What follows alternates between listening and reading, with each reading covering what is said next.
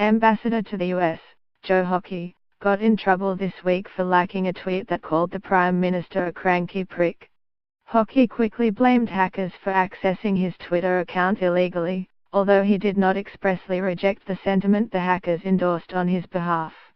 The cyber scandal occurred during Monday night's Q&A program, on which Turnbull appeared solo, very much in a post-leather jacket mode, and where he snapped at many of the audience members who irritated him with questions. Turnbull was less about the Q and more about the "You're wrong," he told one schmuck who gently suggested the NBN was inadequate for a dynamic digital economy.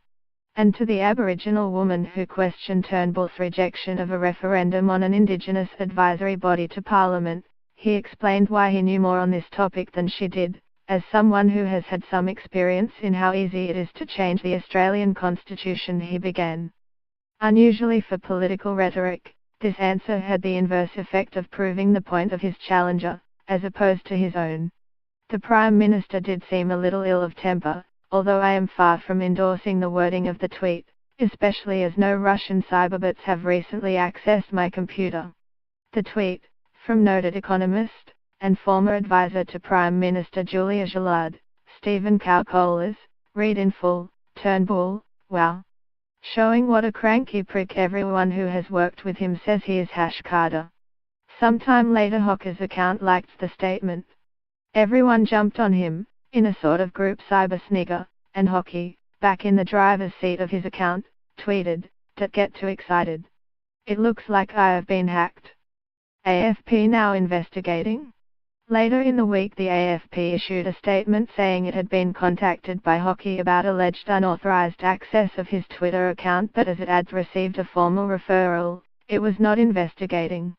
Maybe Hockey realized it was actually one of his children fooling around with his phone. We've all been there, and some of us have the 567 out of focus photos of small feet to prove it.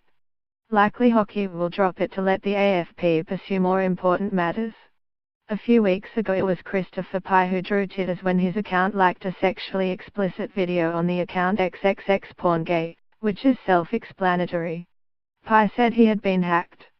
A lot of people seem to assume he was dissembling, but the mishap did occur on the night Australia was celebrating the same-sex marriage result, and Pye was, sometimes controversially, a prominent supporter of same-sex marriage, so it's not hard to see how SSM hackers would have been keen to embarrass him. Earlier this year US conservative Republican Ted Cruz's Twitter account liked a post from a pornographic account. Cruz blamed a staff member for accidentally hitting the like button. That can happen easily enough, but in this case, it would depend on porn accounts being in your Twitter feed in the first place, which would only happen if you had signed up to them. Or if you had been hacked.